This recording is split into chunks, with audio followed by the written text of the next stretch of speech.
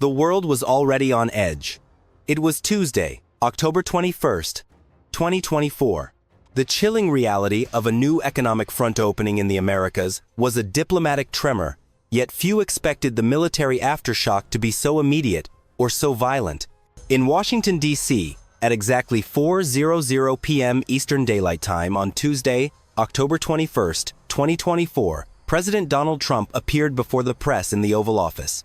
He announced a sweeping, near-total increase in tariffs on all Venezuelan exports, citing egregious human rights violations and destabilizing economic practices by the regime led by Nicolás Maduro. The tariff hike, effective immediately, was a powerful, non-military escalation designed to cripple the Maduro government. The Venezuelan response, delivered just hours later, was defiant and furious. Vice President Delcy Rodriguez, speaking from Caracas at 9:00 p.m. Venezuelan Standard Time, condemned the tariffs as an act of economic warfare. The rhetoric was predictable, but the action that followed was anything but. The regime, under direct command of Nicolás Maduro, was determined to respond with force. The location was the critical point, the international waters of the Eastern Caribbean, 300 nautical miles north of the Venezuelan coast. This area, a major artery for global shipping, was where the incident began. At precisely 06:00 a.m. EDT, 6:00 a.m. Eastern Daylight Time, on Wednesday, October 22nd, 2024, just 12 hours after the tariff announcement, the Arleigh Burke class destroyer, USS Winston Churchill, DDG-81, was on a routine Freedom of Navigation operation, FONOP, in the area. The air was clear, the sea calm, but the radio silence was shattered by a flash warning. The initial intelligence came immediately. The Churchill's sophisticated radar immediately tracked two rapidly approaching air contacts, initially classified as civilian fast attack craft, operating outside established maritime protocols. The captain's response was decisive. Commander Elias Vance, the Churchill's captain, immediately ordered general quarters and implemented the highest level of defensive readiness. The designation was confirmed with alarm. The craft were identified as repurposed Venezuelan Coast Guard vessels. Heavily modified with anti-ship weaponry, a clear and undeniable act of aggression ordered by the Maduro regime. The subsequent engagement was swift, brutal, and asymmetrical. The Venezuelan vessels, operating under cover of the pre-dawn darkness, opened fire without warning. The initial attack was a synchronized, close-range assault designed to overwhelm the destroyer's sensors. The Churchill, despite its advanced systems, was momentarily staggered by the ferocity and sheer proximity of the attack. For 10 terrifying minutes, the air was filled with the deafening roar of 30mm cannon fire and the high-pitched whine of missile countermeasures. The Churchill's crew, highly trained for exactly this contingency, responded with textbook precision. As a matter of primary restraint, the ship's massive 5-inch forward gun, the Mark 45, remained silent, adhering to strict rules of engagement, ROE, to prevent unnecessary escalation. The immediate tactical response began. Commander Vance authorized the use of the Phalanx Close-in Weapon System, CIWS, which immediately engaged the incoming 30mm rounds, creating a dazzling dome of defensive fire around the destroyer. The counteroffensive reached its peak. The ship's electronic warfare system successfully jammed the targeting computers of the two Venezuelan vessels, momentarily blinding them. The immediate crisis was averted, but the destroyer was struck. The intense, close-range engagement resulted in significant structural damage to the port-side engineering spaces and the main communications mast, immediately taking the primary satellite link offline. More critically, 3 sailors were wounded, though none critically, a stark reminder that this was not a training exercise.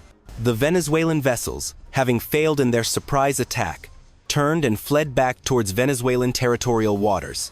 The Churchill, now navigating on backup radar and communications, pursued only briefly, again adhering to the ROE, which forbade crossing the territorial line without explicit presidential authority from President Trump. Commander Vance knew that crossing that line would be an irreversible military escalation. Back in Washington, D.C., at 07:00 a.m. EDT, the National Security Council, NSC, was convened in the Situation Room. The mood was one of shocked disbelief and cold fury. The attack was a direct challenge to U.S. maritime sovereignty and a flagrant military response to economic pressure, personally ordered by Nicolás Maduro. The intelligence assessment was clear. The vessels were operating under direct orders from the highest levels of the Maduro regime. The diplomatic aftermath was immediate. Secretary of State Michael Chang called the attack an act of piracy and international terrorism, demanding an immediate and unconditional surrender of the vessels and the commanding officers. The Venezuelan foreign minister, predictably, denied all involvement, claiming the vessels were rogue elements and that the U.S. destroyer had provoked the engagement by violating their sovereign waters. The U.S. response had to be swift, decisive, but carefully calibrated. President Donald Trump was faced with a complex choice: a full military response or a measured escalation designed to ratchet up the pressure without triggering a full-scale war in the Caribbean. The final decision, made at 9:00 a.m. EDT on Wednesday, October 22, 2024, was a fusion of military strength and economic leverage, consistent with the Trump doctrine of massive pressure. The most pressing order was issued. A massive naval buildup was ordered. The aircraft carrier USS Gerald R. Ford, CVN-78, was immediately directed to change course and proceed to the Eastern Caribbean, accompanied by an escort group of cruisers and destroyers. This deployment sent an unmistakable message of U.S. resolve. In a coordinated move of financial warfare, the Treasury Department implemented a global shipping blockade on all oil tankers leaving Venezuelan ports, a total economic quarantine, and froze all Venezuelan sovereign assets held in U.S. banks. The attack on the Churchill had not only raised the stakes in the ongoing geopolitical dispute, it had forced the entire U.S. military and government apparatus into a high-risk operational mode.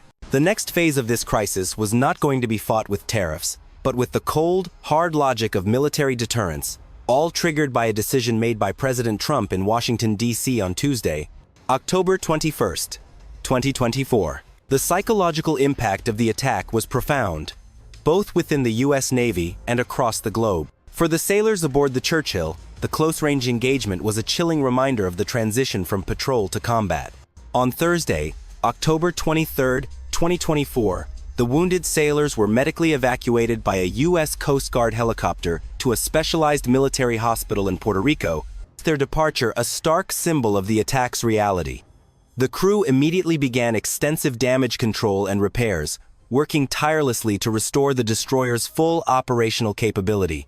The incident also triggered a massive review of the U.S. Navy's rules of engagement in the region. Commander Vance's decision to hold fire on the 5-inch main gun, though ultimately correct in preventing a greater war, was debated fiercely within the Pentagon.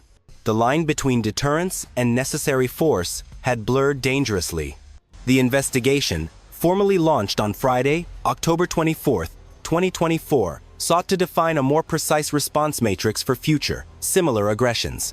Internationally, the incident solidified global opinion against the Maduro regime. On Saturday, October 25, 2024, the Organization of American States, OAS, held an emergency session in Lima, Peru. The majority of Latin American nations, wary of both U.S. military intervention and Venezuelan instability, voted to suspend Venezuela's membership, isolating Maduro further on the world stage. This diplomatic isolation was a direct result of the aggression against the Churchill. The economic and logistical effects of the U.S. blockade quickly began to manifest. By Sunday, October 26, 2024, news reports indicated massive fuel shortages in Caracas, leading to widespread civil unrest and protests against Nicolás Maduro.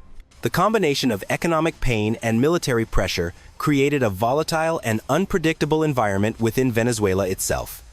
The blockade was working, but the cost in terms of regional stability was immense. The presence of the USS Gerald R. Ford Carrier Strike Group, CSG, arriving in the area by Monday, October 27, 2024, served as the undeniable military pivot. The massive nuclear-powered carrier and its 10,000 sailors and air wing represented an overwhelming force, establishing a clear line of military deterrence. The Caribbean, once a strategic backwater, was now the center of a geopolitical showdown, all stemming from the tariff announcement on Tuesday, October 21, 2024. The crisis forced a re-evaluation of military readiness across the board. The fact that two seemingly small, modified Coast Guard vessels could inflict such damage was a major operational wake-up call. On Tuesday, October 28, 2024, President Trump ordered a comprehensive review of anti-piracy and anti-swarm defense protocols for all U.S. Navy vessels globally. The new threat was not a peer competitor, but small, highly mobile, and motivated rogue actors. The final standoff began to take shape. The U.S. had drawn a clear line, both economically and militarily. Venezuela, under Nicolás Maduro, remained defiant, but its economy was collapsing under the weight of the blockade. The world waited, watching the USS Winston Churchill, now repaired and back on patrol, a steel symbol of the price paid for challenging global order. The silent promise of the USS Gerald R. Ford's presence underscored the gravity of the situation. The world had gone from tariffs to naval fire in a single, terrifying night, all beginning on Tuesday, October 21st, 2024. The strategic outcome was a testament to the U.S. commitment to economic warfare backed by military power. By Wednesday, October 29th, 2024, international pressure mounted exponentially. European allies, initially hesitant, fully aligned with the U.S. on freezing Venezuelan assets, fearing the destabilizing effect of an unchecked rogue regime in the Western Hemisphere. The attack on the destroyer had achieved the opposite of its intended effect, unifying the Western coalition against Maduro.